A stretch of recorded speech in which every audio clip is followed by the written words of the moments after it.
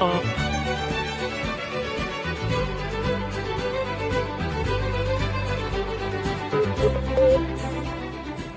to the Sheridan Report, brought to you by MYBookie.AG. Make sure you go to MYBookie.AG. You can go to thegruelytruth.net, click on the banner at the top of the page.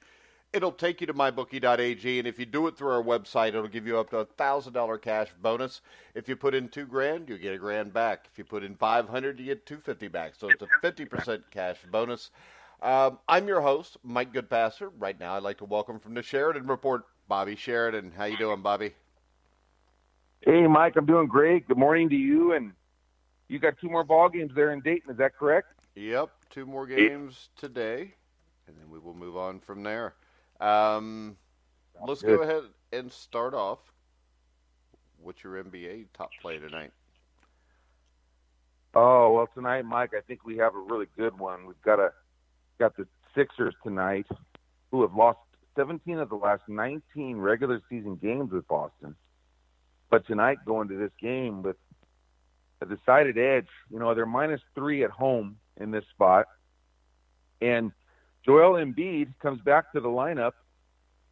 They win 4 straight, dominant fashion, with their A lineup on the court. That includes getting Tobias Harris. They're 8-1, crushing their opponents. Boston, we all know, has struggled and lost some depth, losing Gordon Hayward. He'll be out again tonight. And they haven't played really to their potential all year. But they've owned Philadelphia. But getting back to the Sixers, Embiid in back-to-backs to end the season here is only going to play one of the games. And their coach said, you know what, pick the game. And he picked to sit out yesterday. Well, we didn't care. They're playing Charlotte, and that was actually fine. And we had Philadelphia as a top play yesterday, and we got that one. And Embiid's picking Boston, and he wants this game, and so do the Sixers. They need to prove that they can beat Boston, and they want to beat Boston. It's been too long coming, 17 out of 19, and Embiid did say it was his decision which game he wanted to play, and he's got work to do against Boston. That was his quote. And J.J. Redick's quote was, "It's always a big game when we play Boston." I think psychologically, too, we need to figure out how to beat these guys. So this is not just a regular season game tonight. This is a little bit more. And one team's playing a lot better than the other, and one team's getting their big cog back tonight in the middle, and he's outstanding. If he didn't have his injuries, he'd be in the MVP discussion, that's for sure, because his value on the court is as much to them as anybody's. I guess Harden's right there, too, but anyhow, we love the Sixers tonight. It's only 3, and I think they should win fairly comfortably. All right. Anything else NBA-wise you want to discuss? Well, we do have a free play that we put out there on the internet and the website and on the Twitter, I should say. And it's lost 3 in a row, but we've had a lot of success with this. I love it. The Heat are getting 6.5 tonight over the Spurs, and it actually is the game I really want to watch tonight. Those are 2 hot teams, and I want to see how that game plays out. But I do have a strong opinion on the Heat, and they're getting 6.5 points. All right, and then the Spurs are one of the best home teams. The Heat have been hot lately, so it should be one of the better games of the night, I would think. I agree. And we've mentioned previously many times that the Heat and their road prowess, they play really well on the road, and they're really athletic, and they're going to be able to defend San Antonio really well tonight. And that's the key to me, is their ability to defend San Antonio and hold them lower to what they've been scoring, much lower. And the Heat are now in full gear, and, they're going to probably bow out in the first round in Milwaukee. But this team's played really well here at the end of the year, and I like them tonight. All right. What about college basketball?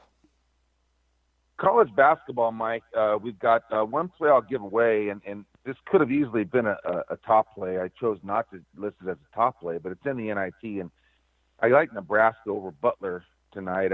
Nebraska has a coach that has been rumored to be fired. I think his last name is Miles, and usually when coaches are going to get fired, and there's usually a good reason for it, but you couldn't tell by the way they're playing. Nebraska is finishing their year like they started it, and they're playing very strong, and they've won 3 or 4 of the last 5, and a couple of those victories included were some I don't have it pulled up. I'm going off of memory, but were some impressive wins over some good squads in the Big Ten. So I think Nebraska will handle Butler.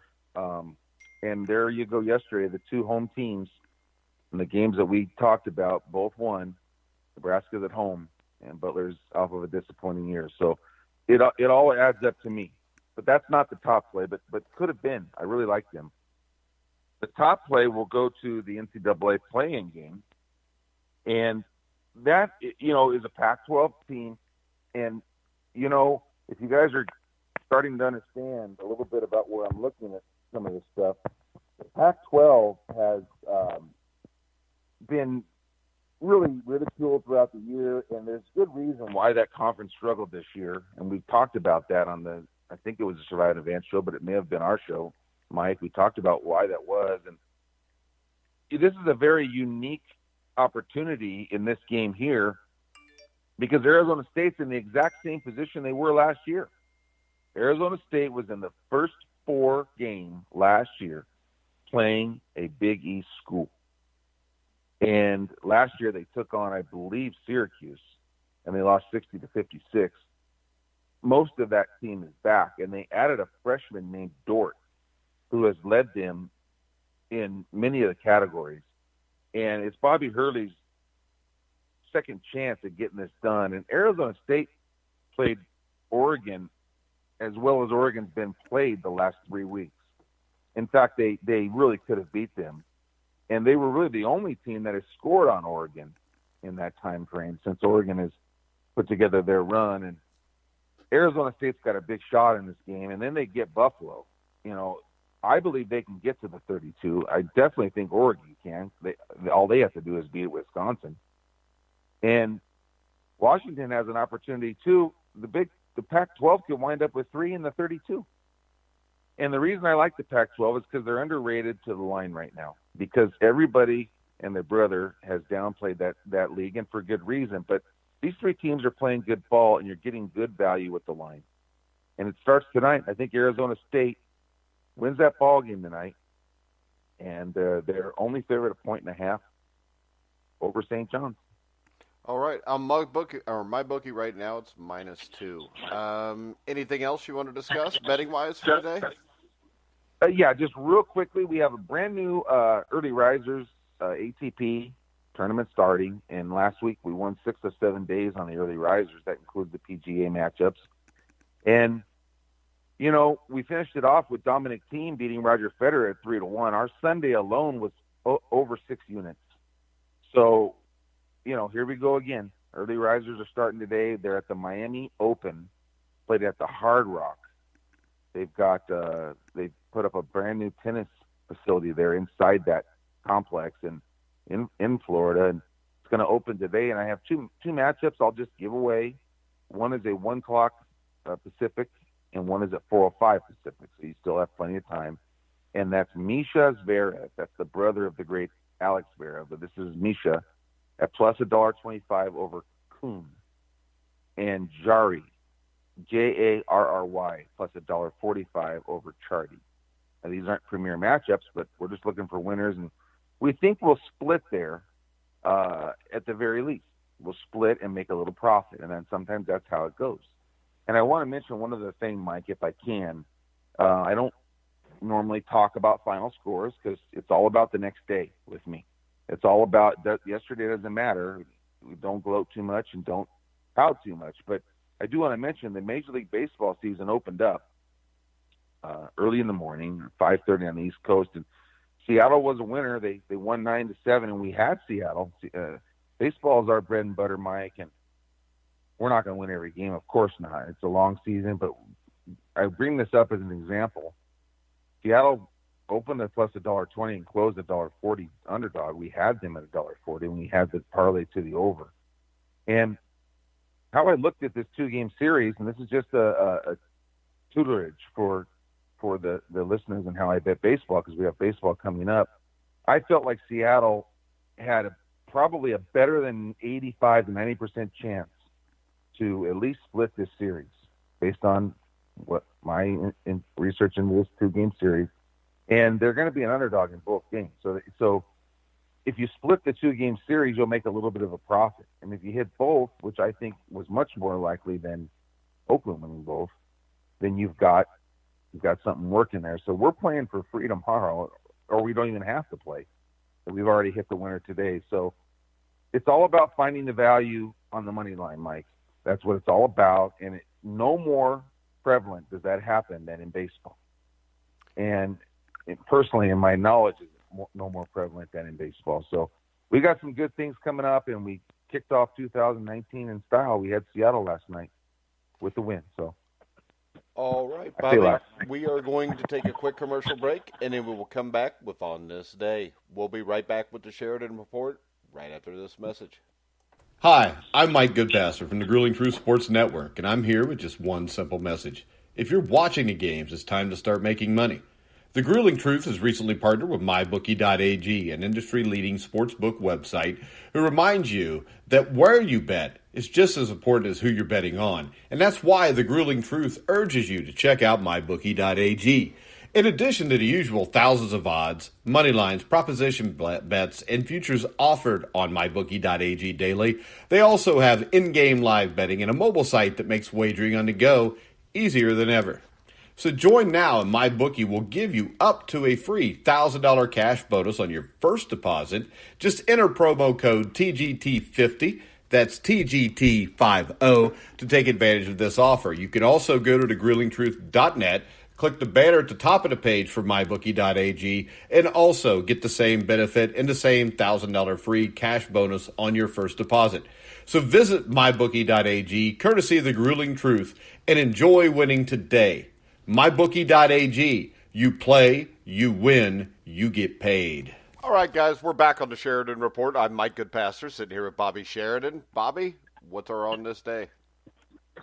Oh, Mike, on this day, this is a pretty special one in baseball. In 1973, on this day, Roberto Clemente was elected to the Hall of Fame, and it was 11 weeks after his death, in the plane crash. And I wanted to know if you could shed some light on that moment. Yeah, number one, you usually have to wait 5 years. They didn't make Clemente wait 5 years. And I think over the course of history, I think people have kind of forgotten about how great a player he was.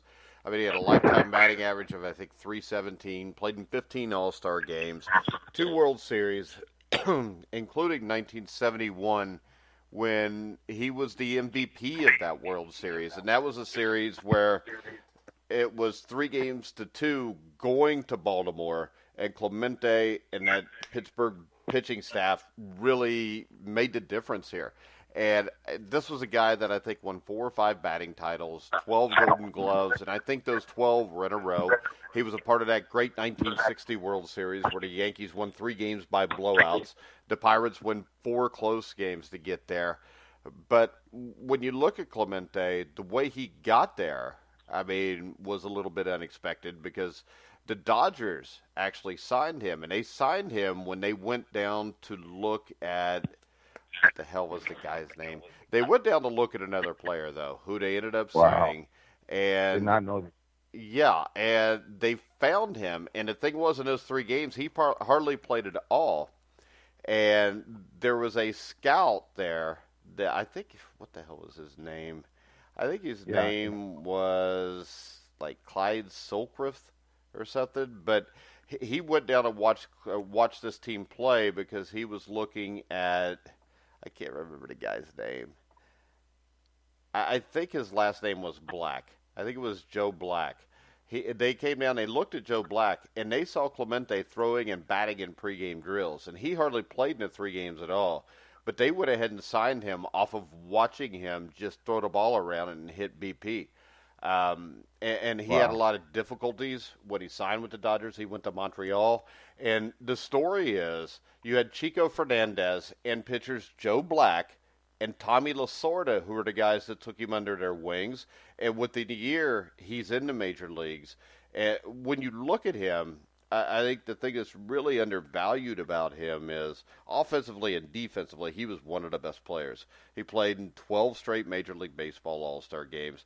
And when you compare him to a guy like Pete Rose, it's not even close on who the better player was. But, of course, everybody wants to jump on the Pete Rose bandwagon. But Roberto Clemente, to me, is up there with the Willie Mazes and the Mickey Mantles and the Babe Ruth. I think he's one of the greatest players of all time. And you talked about the accident. His last at bat is when he got his 3,000th hit. And he did a lot of charity work in Latin America and Caribbean countries. And I think there was like an earthquake or a hurricane in Nicaragua. And he was headed down there, and it was like December 31st of 1972. He was headed down there to help with humanitarian aid and to go help those people. And his plane crashed en route to going to Nicaragua, and he passed away. He was only 38 years old. I don't think he was done playing yet. And I think, for my money, there's a lot of great Pittsburgh Pirates, but he might have been the best. Oh, man, Mike. I agree with you on that. And what an arm he had. And am I wrong, or did he come up a shortstop and converted to the outfield? I don't know about that. For some reason. I'm not sure. I don't remember that. I just remember what I read off these baseball cards.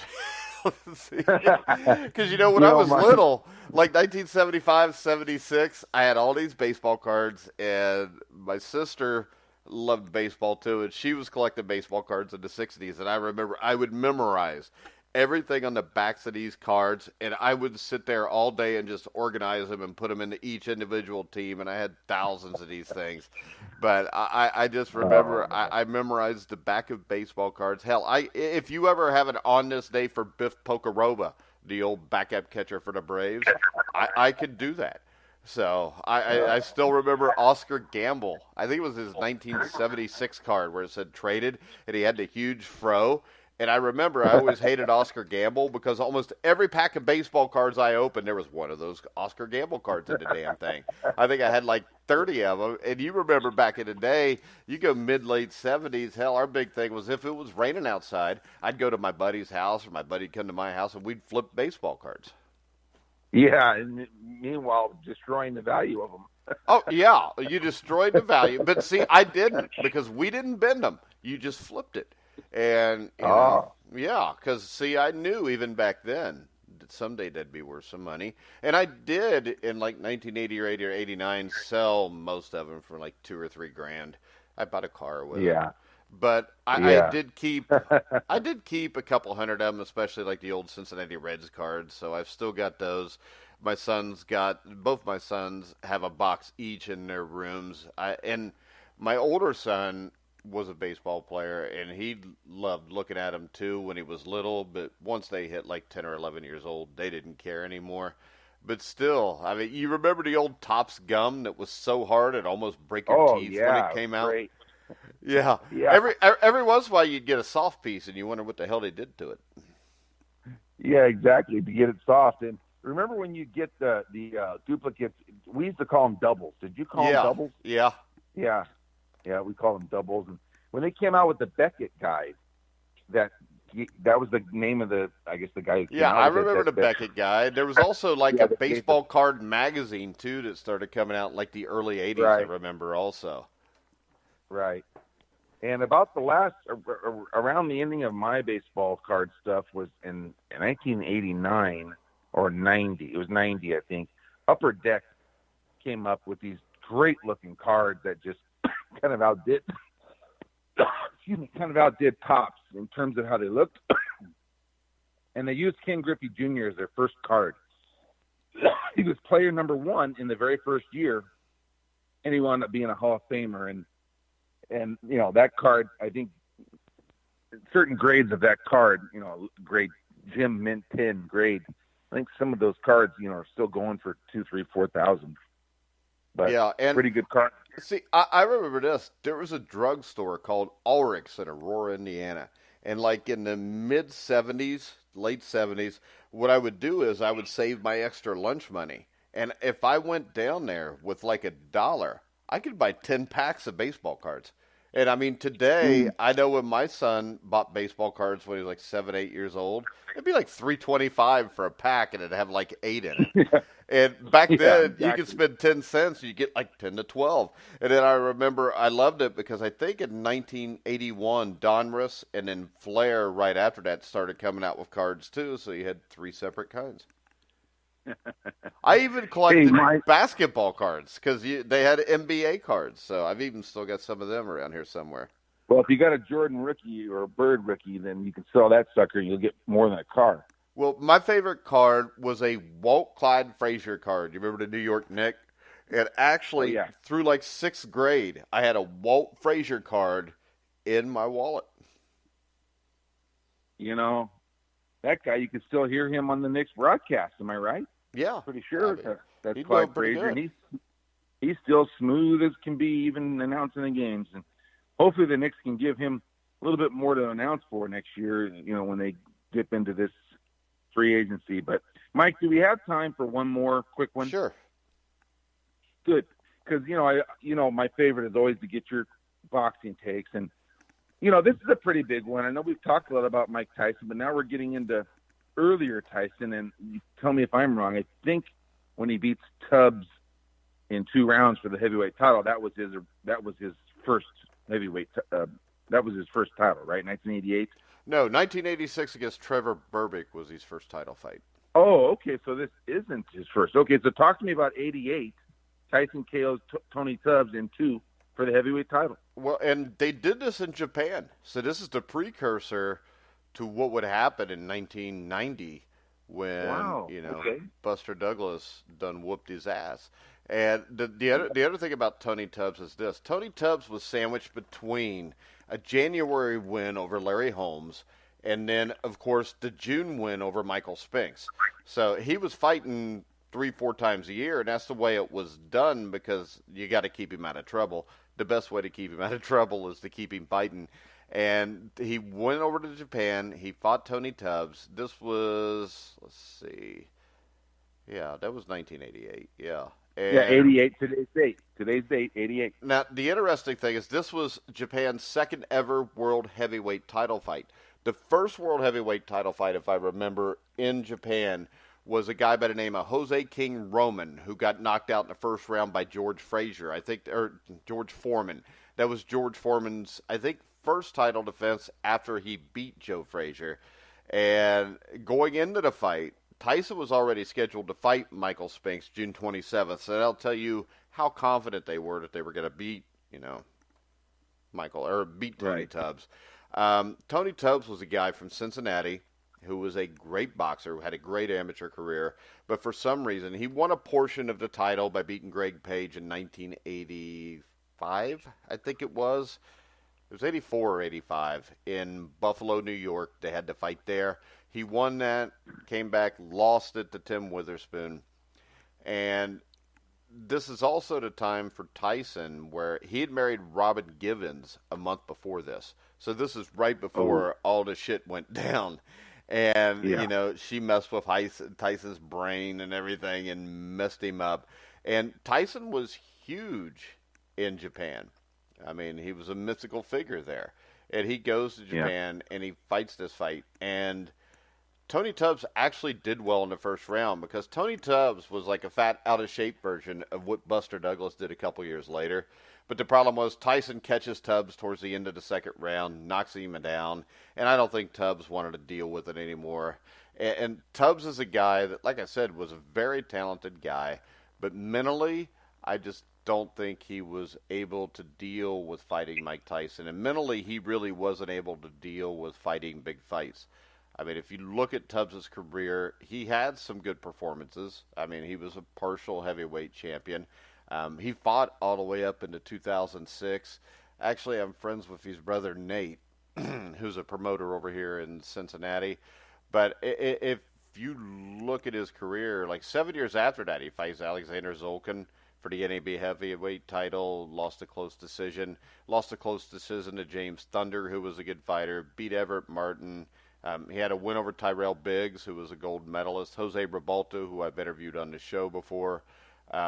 He beat Jesse the Body Snatcher Ferguson. He beat Bruce Seldon, who Mike Tyson beat, I think, shortly, a few years after that. He actually went the distance with Riddick Bowe about 3 years after the Mike Tyson fight. But if you look at it, he had lost the title, I think, at 86 to Tim Witherspoon after he'd beaten Greg Page to win it. And after losing to Witherspoon, his weight ballooned up. And the story, the most interesting story of the Tyson-Tubbs fight is Tony Tubbs had something written into the contract where if he came in at 232 pounds or less, he would get like a $250,000 bonus. And his fat ass still weighed 238 pounds. Didn't even get the bonus. No. Yeah. So that'll tell you that you have some issues. Yeah, it will. Good info there, Mike. And I thought that was the first one, and I was wrong. So 86, and then this was 88, right in Robin Gibbons' time. And Mike Tyson wouldn't be the first guy to be taken down by a female. So. Probably not the first one taken down by the Gibbons clan. So the mom was probably worse than Robin, but they were conniving ladies. Yes. And then you throw that in with good. Mike Tyson and Donald Trump. Mike Tyson didn't have a chance. No, he didn't. Don King, you mean? Don King. No, I mean, I said Don King, didn't it? Don King and Donald Trump. You said Donald Trump. Yeah, because Donald Trump, wait a second now, Donald Trump was the casino to host site. They fought the Tyson Spinks fight at Trump's Taj Mahal. Oh, see, I should never question you, should I? And this is the thing. If you go back and watch the video of that fight and you watch the pre-fight, Donald Trump, Don King, and Robin Gibbons and her mom all sat together in the front row. Oh, my gosh. And he's the president of our United States now. That's amazing. Well, he's the president of your United States, maybe. But listen. In my United States, George Washington's still the president. But right. All right, Bobby. Oh, man. We're going to wrap it up. And I want to remind everybody, go to thegruelingtruth.net, click on the MyBookie banner to get a 50% bonus up to $1,000. Make sure you go check out the Sheridan Report at Sheridan Report on Twitter or to SheridanReport.com, where you can buy a month or a daily subscription of $10 a day to get the Sheridan Report or $50 a month for 30 days. That's the better value, I think. So make sure you go check it out. Combine the two. Make a little bit of money. Make your wife happy, unless your wife's Robin Gibbons, and she's taking your money anyways, so you might as well just bet it. It's better than giving it to her. All right, guys, we're going to wrap it up, and I want to remind everybody you can hear all of our shows on Spotify, iHeartRadio, iTunes, TuneIn, Spreaker, Stitcher. Wherever you find sports podcasts, you'll find The Grueling Truth. So for Bobby Sheridan, I'm Mike Goodpastor. You've been listening to The Grueling Truth, where the legends speak.